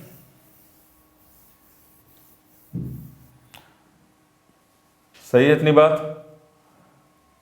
चलो अब देखो यहां पर, अगर मैं आपसे सिंपल सी बात ये पूछूं कि एक त्रिभुज की भुजाएं 5 सेंटीमीटर, 12 सेंटीमीटर और 1 सेंटीमीटर है, और जहां पर x पूर्णांक है, x पूर्ण अंक है, तब कितने कुल त्रिभुज बना सकते हो आप, ठीक है। तो सबसे पहले मैं ये देखो, ये अलग कैटेगरी स्टार्ट हो गई, ये पेरीमीटर से रिलेटेड बात नहीं कर रहा है। मैं सबसे छोटा सवाल पूछ सकता हूं कि x के मान कितने संभव हैं, जो कि पिछली क्लास का लास्ट वाला सवाल था। तो जो मैंने अभी आपको समझाया या पिछली क्लास में जो हमने बात की, उसके आधार पर x के कितने मान समझे हो सकते हैं। तो आपको मैंने इसका बताया था तरीका क्या होता है। इन दोनों का अंतर देखो कितना आ गया 7, और इन दोनों का जोड़ देखो कितना आ गया 17। इन दोनों का अंतर कितना आ गया 7 और इन दोनों का जोड़ हो गया 17, यानी जो x है वो 7 से तो बड़ा होगा और 17 से छोटा होगा। ये इसकी रेंज आ गई। x की जो वैल्यू की जो रेंज है वो क्या है, x का मान 7 से बड़ा होगा और 17 से छोटा होगा। तो मैं पूछूंगा x के कितने मान होंगे, तो आप कहेंगे साहब जो x का जो मान होगा ना, x की जो वैल्यू है 7 से बड़ी यानी 8 हो सकती है, 9 हो सकती है, 10 हो सकती है, 11 हो सकती है, 12 हो सकती है, 13 हो सकती है, 14 हो सकती है, 15 हो सकती है, 16 हो सकती है, 17 नहीं हो सकती, क्योंकि आपको यही वैल्यू लेनी है, इसके अलावा ये रेंज में हो लेनी है। तो मैं पूछूं आपसे कुल कितने त्रिभुज बन सकते हैं, ठीक है। तो आप देख रहे हो कितने, 1, 2, मतलब x का मान इनमें से कुछ हो सकता है, बाकी के 2 वैल्यू तो कंफर्म है ही। ये तो कंफर्म है 15, 5 और 12, और बाकी का जो x है वो इनमें से कोई सी भी वैल्यू हो सकती है। तो पहला सवाल का जवाब आपके सामने आ जाता कि how many triangle can be formed, पहला सवाल। और इससे भी पहला सवाल x के कितने मान हो सकते हैं, तो आपने कहा कितने हो गए 1 2 3 4 5 1 2 3 4 5 6 7 8 9, ठीक है। तो x के जितने मान होंगे उतने ही आप त्रिभुज बना सकते हो। मेरी बात समझे, पहले सवाल का जवाब आ चुका है 9 सेंटीमीटर। अब सवाल आता है ये न्यून कोण, समकोण और अधिक कोण का क्या करें, ये कैसे निकलेगा, ठीक है। तो हम लोगों को क्या करना है, आपके पास त्रिभुज की साइड दी गई है 5, 12, और इनमें से कोई सी भी साइड लूंगा मैं, ठीक है, या मैं 8 लूंगा, 9 लूंगा, 10 लूंगा, 11 लूंगा, जो भी लूंगा। तो निश्चित तौर पर जब मैं 8, 9, 10 और 11 तक ले रहा हूँगा, 12 तक ले रहा हूँगा, तो जो सबसे बड़ी भुजा है वो 12 रहेगी, और क्यों, और सबसे बड़ी भुजा यहाँ पे भी 12 दी गई। तो मैं क्या करूँगा कि पहले मैं लार्जेस्ट साइड पे फोकस करूँगा, कंसेप्ट को क्लियरिटी से दिखाने के लिए। लार्जेस्ट साइड अगर मैं 12 सेंटीमीटर लेता हूँ, इफ़, और मैंने लिखा यदि जो लार्जेस्ट साइड है यानी सबसे बड़ी भुजा है वो 12 सेंटीमीटर है, तो मैं बाकी के 2 भुजाओं को क्या लिख सकता हूँ, पहले तो उस पर गौर करो। तो अगर मैं सबसे बड़ी साइड को 12 सेंटीमीटर लेता हूं, तो ध्यान से समझिएगा, तो आप समझें कि सबसे बड़ी भुजा इसमें मैंने 12 ले ली है, और x जो है 12, x इनमें से कुछ भी होगा लेकिन 12 से बड़ा नहीं होगा, ठीक है, और एक त्रिभुज बन रहा होगा 5 12 और x लेकर, और ठीक है ना। और पहली भुजा, सबसे पहले मैंने 12 को लार्जर बोला, तो निश्चित तौर पर सबसे छोटी भुजा 5 होगी और एक भुजा, सबसे बड़ी भुजा 12 होगी। तो छोटी भुजा जो मिडिल में आएगी वो इनमें से कुछ होगी, 8 9 10 11 और 12, इनमें से कुछ भी हो सकती है। मेरी बात समझे? तो यहां तक 1 2 3 4 5, यहां तक इन भुजाओं को लेकर मैं त्रिभुज बनाता हूं। पहले मैं पूरा फॉर्मेशन आपको दिखाऊंगा, फिर इसका भी हम जबरदस्त ट्रिक पे बात करेंगे। देखो जरा क्या, ठीक है। तो त्रिभुज बनाना स्टार्ट करें। मैंने ले लिया पहली बार में यहां पर 8, फिर मेरी बात समझो कैसे बने गई। 8, अगली बार में लूंगा 9, फिर 12, फिर अगली बार में लूंगा 10 और 12, ऐसे लूंगा मैं, त्रिभुज बनता चला जाएगा। आप मेरी बात को सुनो कि मुझे बनाना है क्या, मुझे देखना है कि कितने समबाहु बनेंगे, कितने एक्यूट न्यून कोण, कितने अधिक कोण बनेंगे, सब बात मुझे देखना है। तो मैं एक चीज़ को जानता हूं कि अगर सबसे बड़ी भुजा 12 है तो 12 का वर्ग बाकी की दो भुजाओं के वर्गों से, जो कि मेरे पास ये बनेगी, से बड़ा है या छोटा है। हम जानते हैं बराबर होगा तो समकोण बनेगा, ये बड़ा होगा तो अधिक कोण बनेगा, ये छोटा पड़ जाएगा तो न्यून कोण बनेगा। तो अभी आप मुझे बताओ ये क्या कंडीशन है, ये न्यून कोण की है अधिक कोण की? तो आप कहेंगे 5 का स्क्वायर 25, 8 का स्क्वायर 64, 64 और 8 64 और 25 को जोड़ूंगा तो 12 से छोटा रह जाएगा, बड़ा नहीं हो पाएगा। यानी इस कंडीशन में 12। ये पहला जो मैंने 5 8 और 12 को लेकर जो त्रिभुज बनाया, ये किस प्रकार का त्रिभुज है? तो आप कहेंगे सबसे बड़ी भुजा का योग छोटी भुजाओं के जोड़ से ज्यादा आ रहा है। ये जो त्रिभुज है ये ऑप्टिक्स एंगल ट्राइंगल है। कैसा है? ऑप्टिक्स एंगल ट्राइंगल, यानी अधिक कोण त्रिभुज। ओटी लिख दिया, अधिक कोण त्रिभुज समझ लो, ठीक है। अब देखो जरा, मेरे कंसेप्ट समझ गए किस तरह से मुझे आगे बढ़ना है। अब मैं इसको जल्दी से आगे बढ़ाता हूं और देखिए, पहले मैं दिखाऊंगा कितने बन सकते हैं सारी साइड्स को लेते हुए, फिर हम शॉर्टकट्स की बात करेंगे क्योंकि हम बेसिक अंडरस्टैंडिंग बना चुके होंगे। मेरी बात समझ पा रहे हो? चलें करें आगे। देखो जरा, सबसे बड़ी भुजा मैंने ले ली 12, अब मैं एक भुजा लेता हूँ 5, क्योंकि 5 तो मेरे पास फिक्स्ड है, एक 12 ले चुका हूँ, बाकी x इनमें से कुछ होगा तो अब की बार मैंने लिए 9। अब मुझे बताओ ये कंडीशन क्या है, 81 और 25 क्या इससे ज़्यादा हो सकते? नहीं, ये भी अधिक कोण त्रिभुज रहेगा। आगे बढ़ो, 12 का स्क्वायर 5 का स्क्वायर 10 का स्क्वायर कितना हो जाएगा? 125। अभी भी ये बड़ा रहा, ये अधिक कोण त्रिभुज ही बनेगा। अब देखो 12 का स्क्वायर 5 का स्क्वायर 11 का स्क्वायर, अब मुझे बताओ क्या रहा? तो 11 का स्क्वायर 121 और 5 का स्क्वायर 25, जोड़ देंगे 146, बड़ा हो गया। ये घूम गया यहां पर, ये साहब हो गया आपके पास न्यून कोण त्रिभुज, यानी एक्यूट एंगल ट्राइंगल। सही है। अब देखो और देखो, यहां पर दोबारा देखो, 12 का स्क्वायर 5 का स्क्वायर और आगे करूंगा मैं, अच्छा मैं 12 तक 11 तक ले चुका हूं। अच्छा 12 का स्क्वायर, ये भी आपके पास, अगर मैं सबसे बड़ी भुजा को 12 लेता हूं और 12 और 5 और साइड लेता हूं तो मैंने यहां तक ले लिया। तो अभी ये क्या बनाती है? अभी क्या बन गया? Acute angle triangle. क्या बना? एक्यूट एंगल ट्राइंगल, न्यून कोण त्रिभुज। सही है यहां तक। अब देखो जरा, यहां से कहानी थोड़ी सी बदलेगी। 12 का तक मैं पूरी बात को ले चुका हूं यहां तक, लेकिन जैसे ही मैं 12 के साथ, सुनो जरा मेरी बात को, 12 के साथ अगर मैं 5 का स्क्वायर और 13 का स्क्वायर ले लूं तो अब लार्जर साइड चेंज हो गई। मेरी बात समझ पा रहे हो? जो लिमिट थी 12 तक, मैंने यहां तक तो देखा। अब मैं जैसे ही मैं 13 लूंगा तो उस कंडीशन में 13 लार्जर साइड हो जाएगी। अगर मैं 14 लूंगा तो 14 लार्जर साइड हो जाएगी। तो यहां से लार्जर साइड की जो कंडीशन यहां से मैंने 12 को लेके जो समझाई थी वो बदल रही है। तो अब मैं क्या करूंगा? लार्जर साइड को 13 ले रहा हूं। कुछ बहुत विशेष बात नहीं है, आप करते चले जाओ तो आपको 13 ऑटोमेटिकली दिखाई देगा। तो आप कहोगे 13 लार्जर साइड है। जब 13 लार्जर साइड है तो आपको 13 को पहले लिखना पड़ेगा। ठीक है, ठीक है। तो इफ लार्जर साइड, अब मैं यहां पर, क्योंकि यहां मैंने लिखा है इस वजह से मैं यहां पर लिख सकता हूं, इफ लार्जर साइड जो है वो ग्रेटर देन 12 है। इसको क्लियर करने के लिए इस बात को, नहीं तो कंफ्यूजन कहीं नहीं बने आपको बाद में, अगर स्क्रीनशॉट से इसको देखो तो।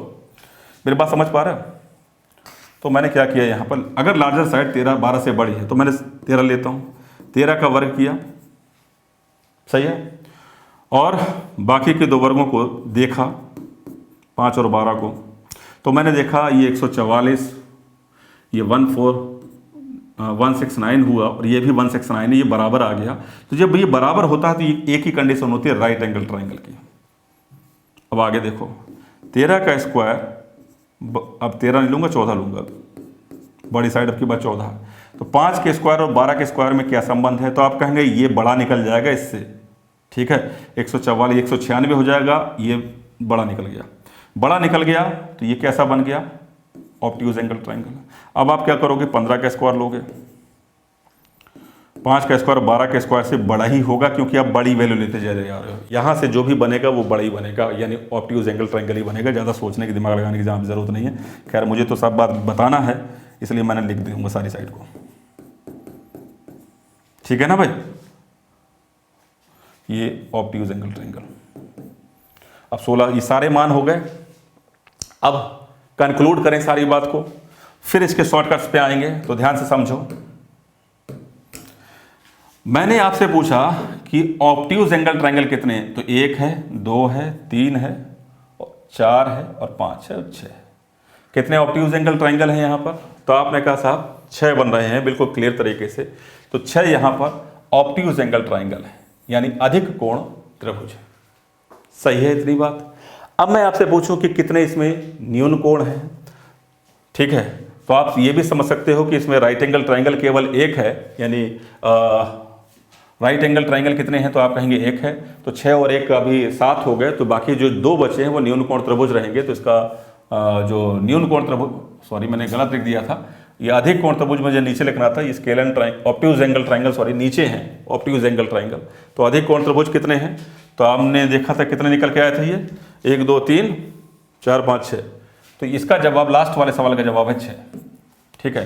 राइट एंगल कितने हैं? एक ही कंडीशन थी बराबर वाली, जो कि ये थी, ये राइट एंगल ट्राइंगल की कंडीशन है, तो आप कहेंगे 1 है।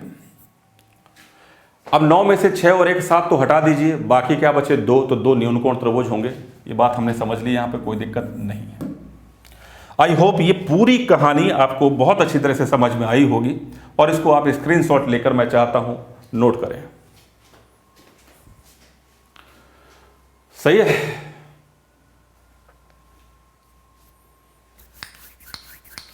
चलो अब मैं इसके शॉर्टकट की बात करता हूं। अगर हमारे पास ये सवाल आ गया तो बाकी के लोग इसी तरह से करेंगे, लेकिन हमारे सारे स्टूडेंट्स को किस तरह से करेंगे? तो निश्चित तौर पर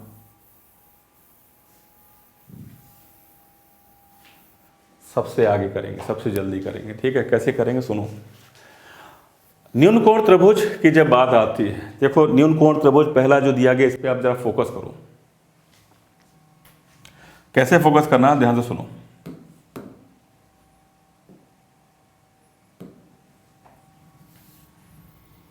न्यून कोण त्रिभुज की कंडीशन क्या है? तो आप बोलोगे अगर सबसे बड़ी भुजा आपने 12 ली थी, पहली कंडीशन ही बनती है 12, ठीक है। फॉर एक्यूट एंगल, क्लियर कर देता हूं मैं, फॉर एक्यूट एंगल ट्राइंगल, यानी मैं बात कर रहा हूं न्यून कोण त्रिभुज की।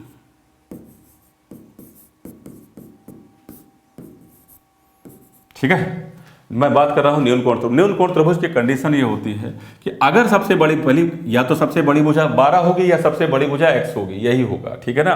सबसे बड़ी भुजा 5 तो हो नहीं सकते, क्योंकि ऑलरेडी 12 दिया गया। इसका बाप यहाँ पे बैठे हुआ है, तो 5 को कैसे बड़ा कर दोगे आप? 12 बैठे हुआ है, तो या तो 12 होगी या x होगी। तो मैंने माना कि सबसे बड़ी भुजा अगर 12 है, तो पहली कंडीशन जो है 12 का जो स्क्वायर है, 12 का जो स्क्वायर है वो अगर बड़ा है, इफ लार्जर साइड, लिख दूं क्या? if larger side 12 centimeter, then for acute angle triangle, for this condition 12 square is less than 5 square plus x square. तो 12 square minus 5 square is less than x square। पहली बात ये बन के आई यहां से, सही है। अब बात आती है कि if x larger side x centimetre, यदि x है वो सबसे बड़ी भुजा है, ठीक है, ठीक है ना।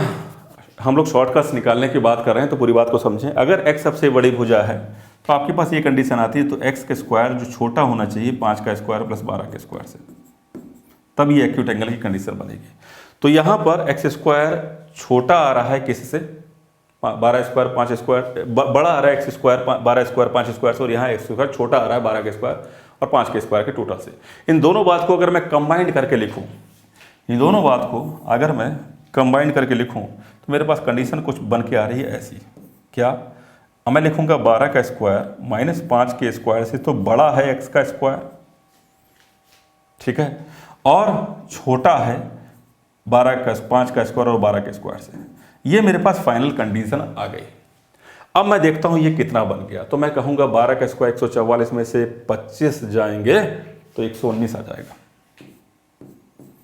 ठीक है, और ये स्क्वायर है तो यहां रूट लगा दो, यहां मैं लिखना चाहूंगा केवल एक्स। ये कितना आ जाएगा 169 हो जाएगा, और इसका जो रूट हो जाएगा 169 का वो हो जाएगा 13। 119 10 और 11 के बीच की वैल्यू है, ठीक है, तो मैं नियर अबाउट वैल्यू, क्योंकि कंप्लीट 11 नहीं है तो मैं इसको 11 10 से बड़ा बोलूँगा। 119 10 से बड़ा है, और रूट 119 जो है वो 13 से, रूट 119 तो कंप्लीट 13 होती है, तो ये मेरे पास फाइनल वैल्यू आई है, आप देख पा रहे हो बहुत अच्छी तरह से, क्लियर तरीके से। तो x की मेरे पास जो वैल्यू आ गई वो कितनी आ गई, x जो मेरे पास आया, दोबारा यहाँ लिख देता हूँ, वो ये आया, ये मेरे पास कंडीशन आई। ये किसकी कंडीशन है, एक्यूट एंगल ट्रायंगल की। जब हम एक्यूट एंगल ट्रायंगल की बात करते हैं तो मेरे पास ये बात बहुत कंफर्म हुई है, केवल x के 2 मान जो हैं वो एक्यूट एंगल ट्रायंगल देंगे, अर्थात 2 ही एक्यूट एंगल ट्रायंगल बनेंगे। मेरी बात समझे, 2 ही एक्यूट एंगल ट्रायंगल बनेंगे, और ये बात पकड़ में आती है, ये सवाल उड़ गया, ये सारे सवाल खत्म। एक दृष्टि डालने की जरूरत है सही तरीके से। तो अब वो कहोगे कैसे, पहले इस बात को समझ पाए तो x के कौन कौन से मान आए समझ में आपके, तो आपको समझ में आ गया जो x की जो वैल्यू है वो 10 से बड़ी अर्थात 11 12, लेकिन 13 से छोटी होनी चाहिए, तो केवल 2 ही होगी, ठीक है, 11 और 12। तो मेरी बात आप समझ पाए कि x केवल 11 और 12 की कंडीशन में, यानी 5 11 और 12 से एक त्रिभुज बनेगा, या 5 12 और 12 से जब त्रिभुज बनेगा तो ये एक्यूट एंगल ट्रायंगल बनाएंगे, अर्थात एक्यूट एंगल ट्रायंगल केवल 2 निकलेंगे। इस बात को आप नोट करो, स्क्रीनशॉट लो उसका। मैं आगे बढ़ूंगा और आगे की बात करता हूं यहां पर, तो ध्यान से सुनिए। ये सारा गेम अगर आपको समझ में आ गया ना, फिर इसका शॉर्टकट देखो, मेरी बात सुनो, कि मुझे अगर ये पता लग जाए कि इस पूरे गेम में से कुल त्रिभुज कितने हैं, तो सबसे पहले मैंने कहा इन दोनों को जो, ये रेंज आ गई, और इस रेंज के आते ही मैं दोनों को जोड़ा 7 आया, दोनों को जोड़ा 17 आया, घटाया 7 आ गए, तो रेंज मेरे पास तय हो गई भाई। x की जो मान होगी 7 से बड़ी, और यानी 8 से 16 होगी, अर्थात कितने मिला के 8 से 16 तक मान रहेंगे, तो कुल मिला के ये 9 मान हो जाएंगे, ठीक है ना। 8 9 10 11 12 13 14 15 16 9 मान, ठीक है ना। तो x की जितने मान होंगे उतने ही त्रिभुज बनेंगे। तो पहले सवाल का जवाब मेरे पास क्लियर है, कितने 9, ठीक है। अब पूछा जाए कि कितने, अब विषम बाहु कितने अधिक कोण त्रिभुज बनेंगे, तो उसको छोड़ दो, मैं एक्यूट एंगल ट्रायंगल निकाल सकता हूं ना। ये सीधे इस बात को सोचूंगा क्या, कि 12 का स्क्वायर 5 का स्क्वायर से बड़ा होगा डिफरेंस से, और इनके सम से ज्यादा होना चाहिए x का मान। तो मैंने जब उसको x के मान पे फोकस किया तो मेरे पास 2 वैल्यू आ गई। तो जब मैं इस बात को क्लियर कंसेप्ट को हम लोग समझ जाएंगे, तो हम लोग क्या करेंगे, सबसे पहले एक्यूट एंगल ट्रायंगल की बात करेंगे। मुझे समझ में आ गया 9 में से 2 एक्यूट एंगल ट्रायंगल है।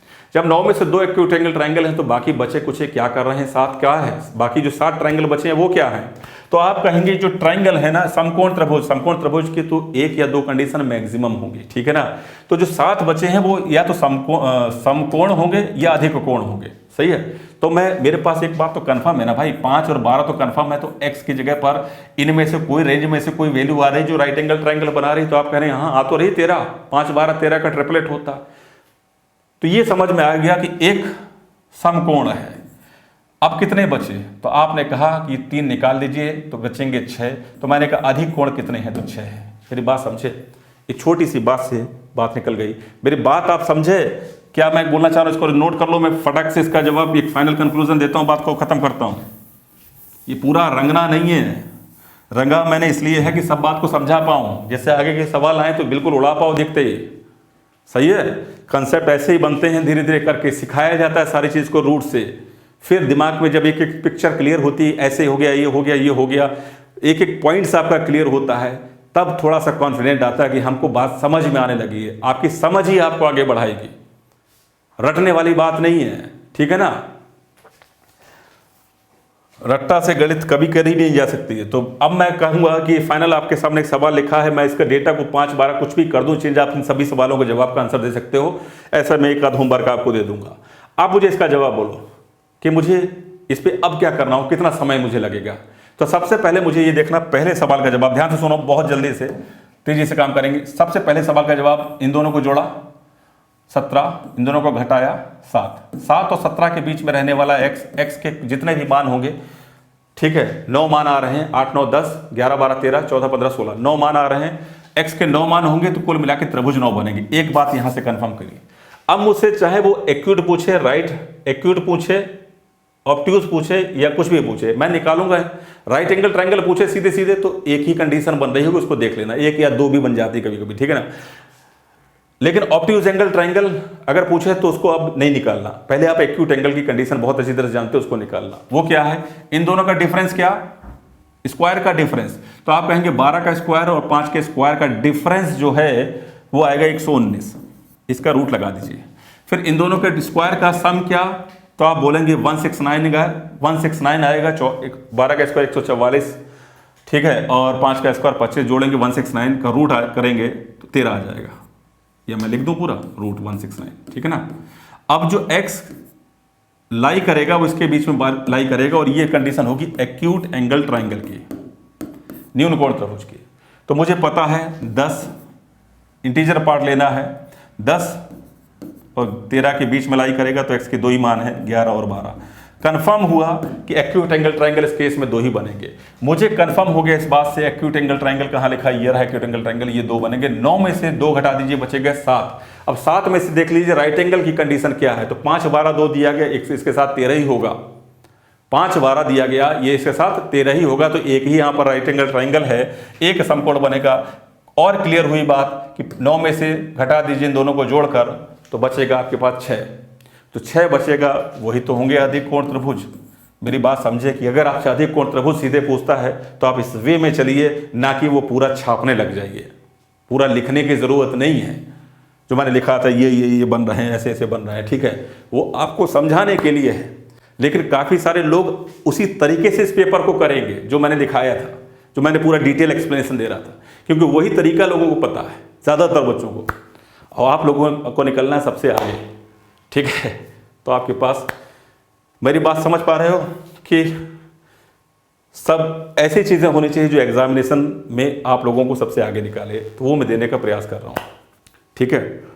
अब तक बात मेरी समझ में आ रही होगी और मेरा तरीका भी समझ में आ रहा होगा। हम लोग क्वेश्चन को सामने रख के उस पर जादू दिखाने की बात नहीं करते, हम लोग बेसिक अंडरस्टैंडिंग पे काम करते हैं। जब बेसिक अंडरस्टैंडिंग और रूट पे जब हम वार करते हैं ना, तब चीज़ें बहुत क्लियर होती हैं, और ये कॉन्फिडेंट जो अंदर आता है वही एग्जामिनेशन को क्रैक कराता है। अच्छी तरह से मेरी बात समझ पा रहे होगे, और यही स्टडी करने का सही तरीका होता है, ठीक है। हालांकि ये चीज़ लोगों को उतनी समझ नहीं आती, क्योंकि दिमाग लगाना कोई नहीं चाहता, सबको चाहता है, सब चाहता है जादू की पुड़िया वो उसको मिल जाए, ठीक है। कोई मास्टर ऐसा है उसको ट्रिक बता दे 2-4 और बस उससे खुश हो जाएगा, 1-2-4 सवाल कर लेगा, लेकिन होगा उससे कुछ, समय खराब होगा। 1 साल अगर यही सोच के साथ खराब कर दिए, 2 साल और खराब होंगे आगे के, ठीक है। एक चीज़ करो, जड़ पर वार करो, चीज़ें आसान बनाओ, ठीक है। रूट पे फोकस करो और बेहतर तरीके से काम करो। आगे देखो, इस सवाल पे बात करो। उस अधिक कोण त्रिभुज का परिमाप जिसकी भुजाएं क्रमागत पूर्णांक में, थोड़ा सा अलग सवाल है, कर पाओगे नहीं कर पाओगे, मैं आपको बता देता हूं उसका सॉल्यूशन क्या रहेगा। बोला गया find perimeter of obtuse angle, बहुत अच्छा सवाल है, कंफ्यूजन 100% बनेगा, आप लोगों को करके देख लेना चाहे, ठीक है। उस अधिक कोण त्रिभुज का परिमाप बताएं जिसकी भुजाएं क्रमागत पूर्णांक है। आप क्या मान सकते हो क्रमागत पूर्णांक को? आप भुजा को मान लीजिए कि जो एक भुजा है वो मान लीजिए s है, दूसरी भुजा आप s+1 बोलोगे, और तीसरी भुजा s+3 2 बोलोगे। यही क्रमागत भुजाएं तो आप यही बोलोगे, और ये पूर्णांक मान में है, वो अलग बात है। पूछा गया कितने अधिक कोण त्रिभुज बन सकते हैं। हम जानते हैं कि अधिक कोण त्रिभुज बनाने के लिए हम इस चीज़ को जानते हैं, s+2 का स्क्वायर करूंगा, सबसे बड़ी भुजा का स्क्वायर करूंगा, ये बड़ा होना चाहिए s² + s+1 के होल स्क्वायर से। मैंने 3 भुजाओं को माना है, ये समझे मेरी बात को, सही है। तो जब मैं इसको सिंप्लीफाई करूंगा तो मेरे पास आएगा x² + 4 + 2s, इसको s² + s² + 1 + 2s, सही है। ठीक है ना भाई, सही है ना। ये 4 हो जाएगा, 4s हो जाएगा, ठीक है। चलो, तो ये 2s² हो गया, यहां ले जाऊंगा तो केवल एक x² बचेगा। ये 4s है, ये 2s यहाँ पे ऑलरेडी था, ये 2s है, 5 मत समझ लेना इसको, ठीक है। 2s में से 4s जाएगा तो ये माइनस का 2s बचेगा, और ये प्लस का 1 है, और 4 जाएगा तो माइनस का 3 बचेगा, और यहाँ बचेगा 0, ठीक है। अब ये आपके पास एक द्विघात समीकरण बन गया, और इसका जब आप सिंप्लीफिकेशन करोगे तो आपके पास 2 वैल्यू आ जाएंगी। क्या? एक तो x - 3 और एक आ जाएगा s में लिया है ना, तो एक तो 3 और 1 रहेगा, तो s - 3 और एक आ जाएगा s+1, ठीक है। ये आप जानते हो वैल्यू कैसे निकलती है। x की वैल्यू जो है s - 3 = 0, s = 3, s+1 = 0, s = -1। तो जो s है -1 और प्लस के 1 के बीच में लाई करता है, +3 के बीच में, ये निष्कर्ष यहां से निकला। s जो है -1 और +3 के बीच में आएगा, तो निश्चित तौर पर s क्या होना चाहिए? तो s होना चाहिए -1 से ऊपर 0 होगा, क्योंकि हमको पूर्णांक मान लेने हैं, लेकिन 0 हम नहीं लेंगे क्योंकि 0 मान के कुछ साइड नहीं बन रही है, ठीक है ना। साइड मान आपको नंबर में लेना है, तो इंटीजर पार्ट वैसे भी बोला गया, तो आप 1 लेंगे, ठीक है, 2 लेंगे, 3 नहीं लेंगे। जब आप 1 लेंगे इस s की जगह पर, तो आपके पास जो ट्राइंगल बनेगा वो बनेगा 1 लेने पर। आपके पास जो ट्राइंगल बनेगा वो क्या बनेगा? 1 + 1 2 और 3। 1 2 3 से आप कोई त्रिभुज बना सकते हो, तो आप कहोगे नहीं बना सकते, क्योंकि 1 और 2 को जोड़ने पर 3 बनता है, ये इससे त्रिभुज बनेगा नहीं। अब मैं x की जगह पर 2 लेता हूँ। जब मैं इस s की जगह पर 2 लूँगा तो मेरे पास 2 3 और 2 और 2 4, ये बन गया, और ये बन गया एक त्रिभुज। 2 3 4 से आप त्रिभुज बना सकते हो। आप कहोगे हाँ बन गया त्रिभुज, 2 3 को जोड़ा, 4 से बड़ा है, ठीक है, ये त्रिभुज बन गया। और ये जो त्रिभुज है ये ऑब्ट्यूज एंगल ट्रायंगल है, ठीक है। और एक चीज़ याद रखिए, ये एक स्पेशल केस है जो एक ही त्रिभुज बनेगा क्रमागत भुजाओं से, पूर्णांक मान से। अधिक कोण त्रिभुज बनेगा तो केवल एक, क्योंकि सारी बात तो क्लियर है, कहाँ दिख रहे हैं वैल्यू दिख ही रही है -1 और +1 के बीच की, ठीक है ना। तो ये है वो त्रिभुज, 2 से बड़ा ऐसा आप ले नहीं सकते क्योंकि वैल्यू है ही नहीं, ठीक है। तो 2 3 4 ये एक ऑब्ट्यूज एंगल ट्रायंगल है, ये एक ऑब्ट्यूज एंगल ट्रायंगल है, ठीक है। ऑब्ट्यूज एंगल ट्रायंगल OT से ही मैंने दिखाया था, यहाँ पर OAT कर दूंगा तो आप कहेंगे ये, क्योंकि AT से मैंने दिखाया था एक्यूट, तो मिक्स ना कर दें कंसेप्ट को समझने के लिए। देखो छोटी छोटी बात में कितना सोचता हूँ, ठीक है कि कोई चीज़ मिस ना हो जाए, ठीक है ना। चलिए, तो ये एक ऑब्ट्यूज एंगल ट्रायंगल है। क्या पूछा गया था? इसका परिमाप, पेरीमीटर। तो पेरीमीटर के लिए जोड़ दीजिए ना भाई सबको, परिमाप ही तो पूछा गया था, जोड़ दें। तो 2 + 3 + 4 जोड़ दीजिए, कितना आ गया? 9 सेंटीमीटर। ये सवाल का जवाब है, परिमाप 9 सेंटीमीटर रहेगा। ये अपने टाइप का एक इकलौता केस है, इसका आंसर 9 ही। परिमाप पूछा जाए तो 9, और त्रिभुज पूछा जाए तो 2 3 4, पूछा जाए किस प्रकार का बनेगा तो अधिक कोणीय बनेगा, ठीक है। चले, बात समझ में आ गई। तो आज की जो क्लास थी विशेष प्रकार के सवाल थे, पिछले क्लास का एक्सटेंडेड फॉर्म था। मुझे लगता है कि आप लोगों में थोड़ा सा बात को समझने की जो कहते हैं कि ना, मेरी बात अब आप लोगों को समझ में आ रही होगी, ठीक है, ऐसा समझ लो, ठीक है। और इसी तरह से हम लोग बाकी की सारी चीज़ों को सीखेंगे, समझेंगे। थोड़ा सा मेरे प्रोसेस में मैं बहुत रूट से चीज़ों को समझाता हूँ, फिर आगे बढ़ाता हूँ। Geometry, trigonometry, algebra, advance math का कोई भी सेक्शन बच्चा अगर बहुत तेज़ी से करना चाहे तो जिसका मैथमेटिक बैकग्राउंड होता है, एक्चुअल बात यह है, वो समझ सकता है। लेकिन बहुत सारे बच्चे जो गवर्नमेंट जॉब की तैयारी करते हैं उनका मैथमेटिक बैकग्राउंड नहीं भी होता है, और जो पढ़ भी चुका होता है खैर मैथमेटिक बैकग्राउंड का, तो उसको भी ट्रिकी अप्रोच की ज़रूरत होती है। उनको बाकी सारी चीज़ों को मतलब अगर वो कर तो लेते हैं सवाल, लेकिन फिर भी उनको ट्रिकी अप्रोच की ज़रूरत होती है। लेकिन हमारा प्रोसेस ओवरऑल सबके लिए है। हमारे प्रोसेस में आप देख रहे होंगे जो जिसको बच्चे को नहीं भी आता वो भी सीख रहा होगा, और जिसको बहुत कुछ आता है वो भी अपने मतलब की बात यहाँ से निकाल के ले जा रहा होगा। ठीक है, तो ये फॉर ऑल है। रूट्स पे फोकस करते हुए चीज़ों से बिल्डअप करते हैं, ऐसे ऐसे चीज़ें बनती हैं, ऐसे ऐसे कंसेप्ट बनते हैं। देखिए अब जो टॉपिक आपसे पढ़ा दिया जाए, आप दुनिया के किसी किताब में देखे जाके ये सवाल आपसे इस पे पूछा जाए, फिगर ही घुमाएगा, लेकिन आपको पूरा कंसेप्ट मालूम है, तो क्वेश्चन भी घुमाएगा तो भी आप पकड़ ले जाओगे क्या पूछना चाह रहा है। ठीक है ना, सही है। और थोड़ा सा रेगुलर क्लास में रहोगे तो आपको धीरे धीरे करके चीज़ें बहुत स्मूथ और मज़ेदार लगने लगेंगी, क्योंकि आपका कॉन्फिडेंस बिल्डअप होने लगेगा। चलिए फिर मिलते हैं आपसे कल की क्लास में। टेक केयर और पढ़ते रहिए। पूरे वीडियोस में कोई भी पिन पॉइंट स्किप मत कीजिएगा। ठीक है, बेहतरी के लिए हम काम कर रहे हैं तो बेहतर आपको बनना पड़ेगा। Take care, thank you.